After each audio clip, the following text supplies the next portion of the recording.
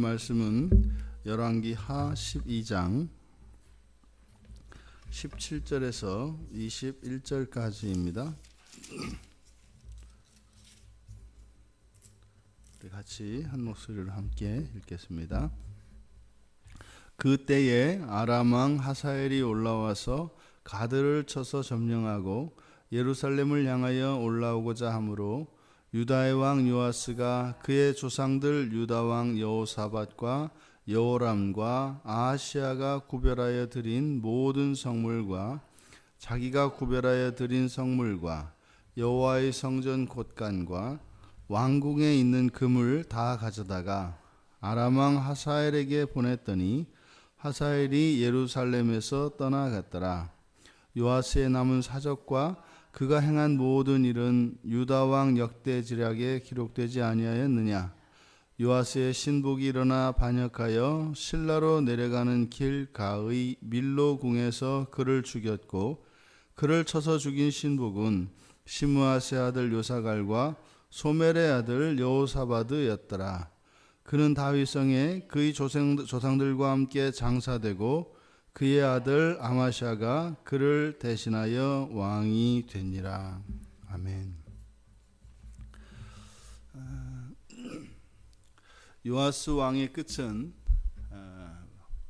외침과 모반에 의해서 굴욕을 당하고 끝내 죽임당하는 이야기로 끝을 맺게 됩니다.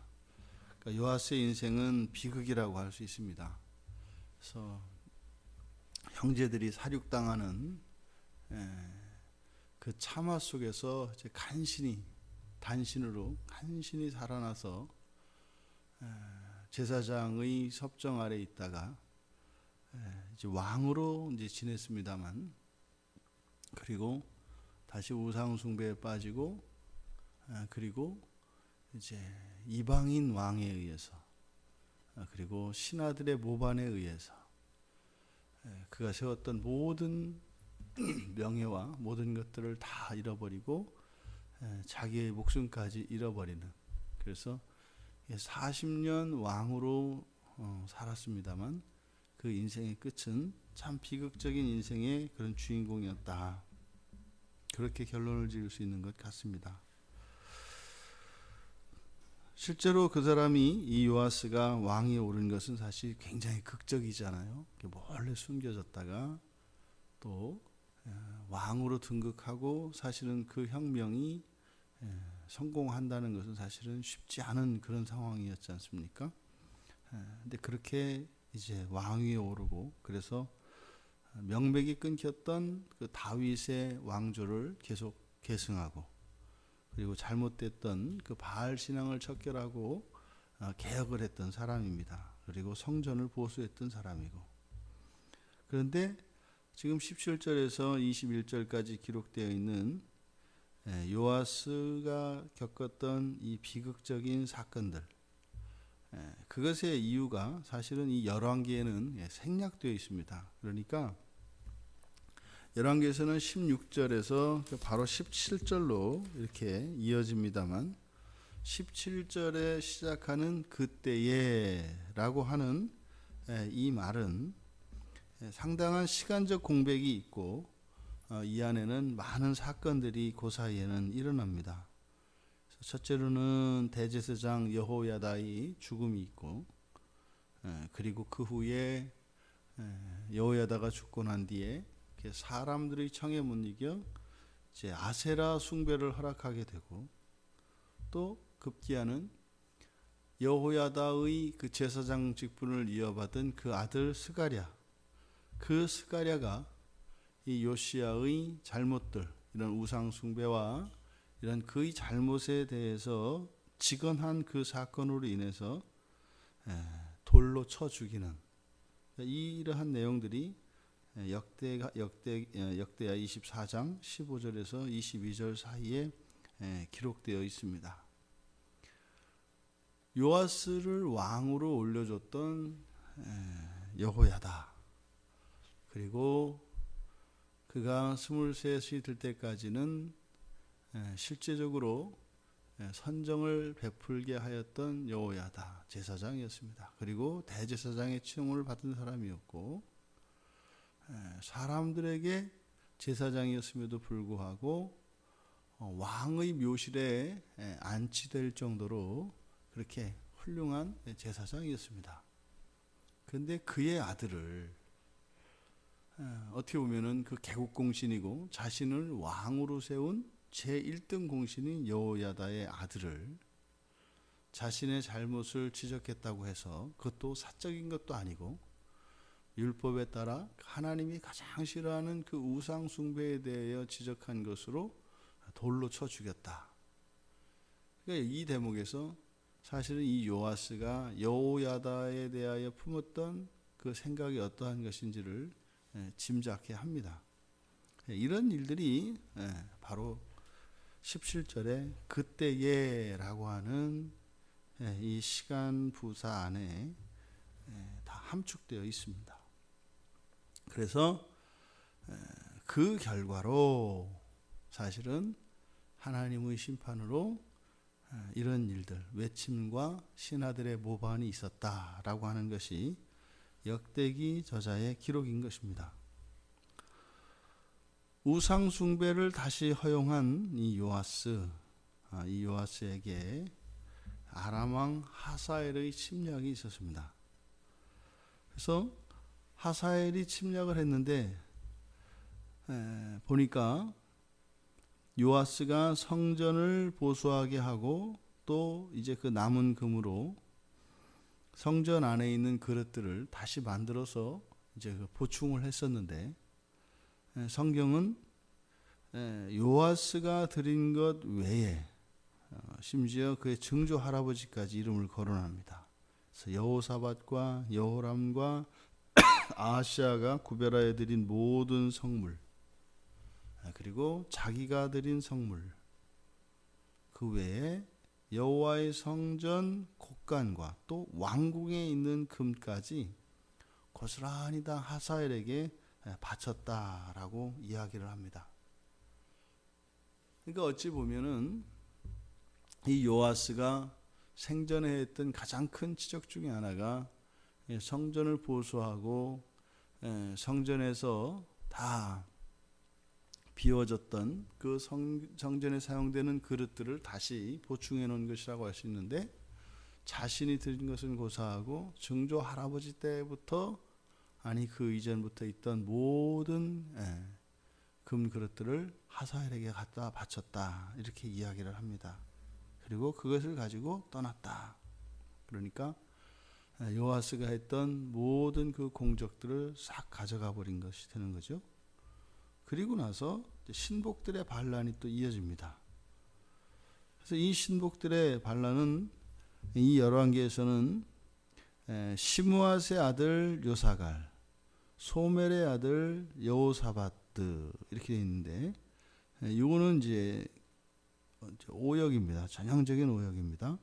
그래서 이 시므앗의 아들 요사갈이 아니라 요사바드 이렇게 맞습니다. 왜냐하면 뒤에 나오는 소멜의 아들 여호사바드와 뒤에가 똑같기 때문입니다. 그래서 요사바드, 여호사바드. 정확하게는 이제 자인이라고 하는 알파벳이 쓰여서, 그러니까 요자바드, 그 다음에 여호자바드 이렇게 되는 거거든요. 뒤에 붙은 이 자바드라고 하는 이 이름은 아람 사람들의 이름의 특징입니다. 이 자바드라고 하는 것이. 그러니까 시므앗과 소멜은 이스라엘 사람이에요. 그러니까 이 요사갈로 써 있는 이 요자밧 그리고 여호자밧, 요 두 사람은 이 이름이 바로 아람 이름을 쓰고 있어요. 그래서 이 역대기에 가보면 여기서는 지금 그 아버지들의 이름을 기록해서 그들의 아들 이렇게 되어 있는데, 역대기에 가면 이 사람들의 이름이 왜 그랬는지 알게 됩니다.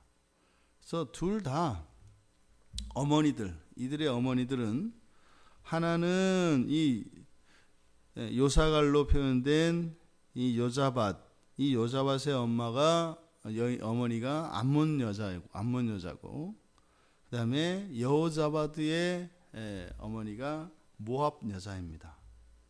그래서 결국 이때 당시에 이 우상 숭배뿐만 아니라 바로 이방혼이 굉장히 횡행했다는 것을 알 수 있습니다. 왜요? 그런 사람들이 지금 요아스의 신복들이 이방 여인들과 결혼해서 살고 있었고, 그 아들들이 이렇게 다 자라서 또 요직에 오를 수 있었다라고 하는 것을 알 수 있기 때문입니다. 그러니까 이 요아스가 말년에 후기에 왕이 된 후기에 우상 숭배뿐만 아니라 바로 이방 여인들과의 이 혼인이 만연했던 것을 보여줍니다. 그것이 이 사람들의 이름을 통해서 우리가 알 수 있습니다. 지금 이렇게 우상 숭배를 허락하고 이방혼이 유행하게 되었던 그 책임을 요아스에게 역대기 저자는 묻고 있습니다. 그래서 역대하 24장 25절을 보면 이 원인, 이렇게 외침을 당하고 이렇게 신복들의 반란에 의해서 죽임을 당했던 이유가 바로 요아스의 범죄였다라고 하는 것을 역대기에는 기록하고 있습니다. 그래서 직접적인 그 원인으로는 우상 숭배를 허락한 것과 제사장 여호야다의 아들인 스가랴를 죽인 사건. 그래서 그 스가랴를 죽인 사건으로 해서 신복들의 마음이 이제 확 돌아서서 요아스를 죽인 것으로 됩니다. 근데 뒤에 보면은 요아스가 죽고 난 뒤에 왕이 되는 게 누구예요? 그의 아들 아마샤입니다. 그러니까 다윗 왕조 전체에 대한 반란이 아니라 이것은 바로 뭐라는 거예요? 율법에 따라 이 요아스를 율법에 따라 하나님을 대신하여 신복들이 심판한 것이 됩니다. 그런데 그들을 죽인 그 신복이 누구라고요? 바로 이방 여인들에게서 태어난 사람들. 이스라엘을 공격한 것도 아람 왕 하사엘이었고 결국 그의 목숨을 뺏어간 것도 바로 아람 여인과 모압 여인의 자식, 다시 말해 이방의 피가 흐르고 있는 신복들로부터 죽임을 당합니다. 이스라엘의 역사를 보면 하나님께서 이스라엘이 우상 숭배에 빠지고 하나님 말씀을 떠났을 때 이방을 심판의 도구로 사용하십니다. 지금 요아스에게 하나님의 심판이 임했다라고 하는 것을 바로 이방 왕의 침략과 이방 여인들의 피가 흐르는 신복들에 의해서 죽임당한 것을 또한 암시하고 있습니다. 그런데 이상한 일이 있습니다. 이 요아스가 죽고 난 뒤에 지금 여기에서는 그는 다윗성에 그의 조상들과 함께 장사되고 이렇게 되어 있지 않습니까? 근데 역대기에 보면은 다윗성에는 묻힙니다. 근데 당연히 왕이면 왕의 묘실에 들어가야 하는데 이 사람은 왕의 묘실에 들어가지를 못합니다. 그래서 다윗성에는 묻히지만 왕의 묘실에는 들어가지 못하였다라고 역대하 24장 25절에 기록되어 있습니다. 우리가 앞에서 보았던 여호야다는 제사장인데 어떻게 했어요? 왕의 묘실에 들었다고 합니다. 근데 정작 들어가야 할 왕이었던 이 요아스는 왕의 묘실에는 들지 않습니다. 요아스가 펼쳤던 이 성전 보수 공사 그리고 이러한 신앙 회복은 인위적인 것이고 제도 개혁을 통해서 이루어졌던 것입니다. 그리고 그런 모든 개혁의 힘이 됐던 것은 무엇이었어요? 세금으로 거둬들인 돈이었습니다. 그러니까 돈을 가지고 이루었던 그리고 돈과 제도의 개혁을 통해서 이루었던 신앙의 개혁이었습니다. 근데 결국은 이 요아스가 돈이 떨어지게 되고 이 돈을 의지한 사람이었기 때문에 돈이 없으면은 일을 할 수가 없기 때문에 돈이 떨어지게 되니까 결국에는 돈을 구하기 위해서 바로 우상 숭배를 허락하게 되었고, 또 이 돈이 되기 위해서 돈을 가져다 주는 사람들의 말을 따르다 보니까 이것이 이방혼을 허락하는 그런 계기들이 되었겠고, 그래서 이러한 모든 원인, 이러한 우상 숭배와 또 사가랴를 죽인 것과 또 이방혼을 허락한 이런 모든 것이 표면적으로 나타나 있지 않지만, 이 요아스가 했던 그 개혁의 그 중심, 그 힘의 원천이 바로 돈에 있었기 때문에 이 돈으로 인한 그러한 타락이었을 것이다 라고 신학자들이 많이 그렇게 이제 해석을 합니다. 이 왕의 타락, 그리고 가정 혼인제도의 타락, 그리고 우상 숭배로 다시 이런 신앙의 타락이 다시 시작되었던 것, 그 원인이 바로 하나님을 의지하지 않은 것, 그리고 이 돈을 의지한 것, 이것이 그 원인이었다라고 신학자들이 해석을 합니다. 그런데 그 와중에도 그의 아들 아마시아가 그를 대신하여 왕이 되니라. 그래서 그 가운데에서도 하나님께서 이스라엘과 맺으셨던 다윗 언약은 계속 이어지고 있습니다. 성경에서 성경에서 정말 하나님만큼이나 중요하게 다루어지는 것이 이 물질의 문제입니다. 이 재물입니다. 그래서 이 재물이라고 하는 것은 거의 하나님만큼이나 힘이 있는 것으로 성경에서는 이야기합니다. 실제로 오늘날 보면 우리가 이제는 이 시대의 이름을 뭐라고 해요? 자본주의라고 하지 않습니까? 그러니까 자본주의. 그러니까 주님께서 하나님과 함께 겸하여 섬길 수 없다고 하는 이 재물주의라고 이렇게 표명하는 시대입니다. 그러니까 뭐예요? 신본주의가 아니라 또 인본주의도 아니고 이제는 자본주의라고 하는 시대를 살아갑니다. 그러니까 뭐예요? 이거는 한 개인이 아니라 이 시대 자체가 하나님이 아니라 재물을 더 우선하는 시대다라고 우리는 이 시대를 명명해서 살고 있는 사람들입니다. 그 안에 우리가 이 요아스의 이 인생 전체를 돌아보면서 재물을 의지하는 그 마음이 그의 신앙이 어떠하든지 간에 또 그가 했던 개혁과는 정반대되어지는 이런 일들을 초래하게 된다는 것입니다. 돈 자체는 가치 중립적인 것입니다. 재물이 있어야 또 이 세상에서는 물건을 교환하고 또 선한 일들도 할 수 있고, 그래서 필요한 도구인 것은 틀림이 없습니다.